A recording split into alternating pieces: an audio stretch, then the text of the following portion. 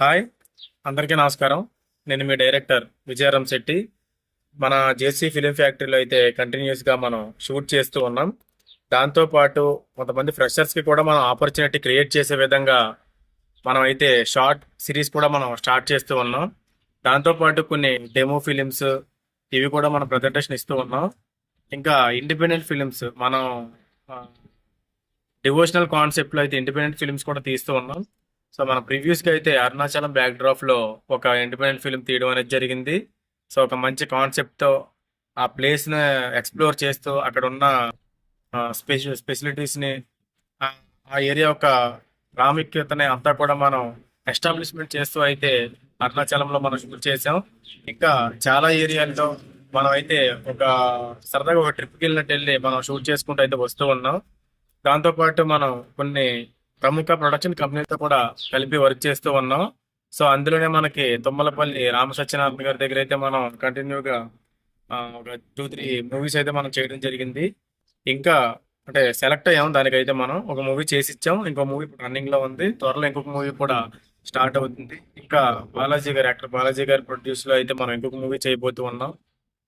మన జేసీ ఫిల్మ్ ఫ్యాక్టరీలో కూడా ఒక థియేటర్ మూవీ ఉండాలని మనం శివోహం అనే మూవీ అయితే చేసాం.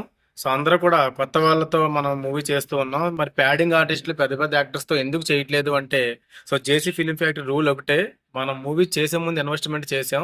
మూవీ అయిపోయిన తర్వాత ఆ మూవీ రిజల్ట్ ఏదైనప్పటికీ కూడా మనం డిసప్పాయింట్ అవ్వకూడదు. ఇంకొకటి అదే హ్యాపీనెస్తో నవ్వుతూ ఇంకొక మూవీ చేసుకునేలా మనం కంఫర్టబుల్ జోన్లో ఉండాలంటే బడ్జెట్ కంట్రోల్ చాలా ఇంపార్టెంట్. సో అలాంటి బడ్జెట్ కంట్రోల్ చేసే విధంగానే మనం కొత్త ఆర్టిస్టులని టెక్నీషియన్స్ని అందరినీ కూడా మనం తీసుకోవడం జరుగుతుంది. సో ఆ ప్రోగ్రెస్లో మనం ఫ్రెషర్స్ ఎంతో మందికి ఆపర్చునిటీస్ ఇస్తూ ఉన్నాం. ఎందుకు అంటే ఈ రోజుల్లో మనం ఒక కొత్త టీం అంతా కలిపి వర్క్ చేస్తే ఆల్మోస్ట్ 99 మూవీస్ అయితే ఫ్లాపే అవుతాయి. సో ఇది ఎవరు నమ్మినా నమ్మకపోయినా ఇదే వాస్తవం. ఎందుకంటే ప్రతి వారం 10-15 సినిమాలు రిలీజ్ అవుతూ ఉన్నాయి.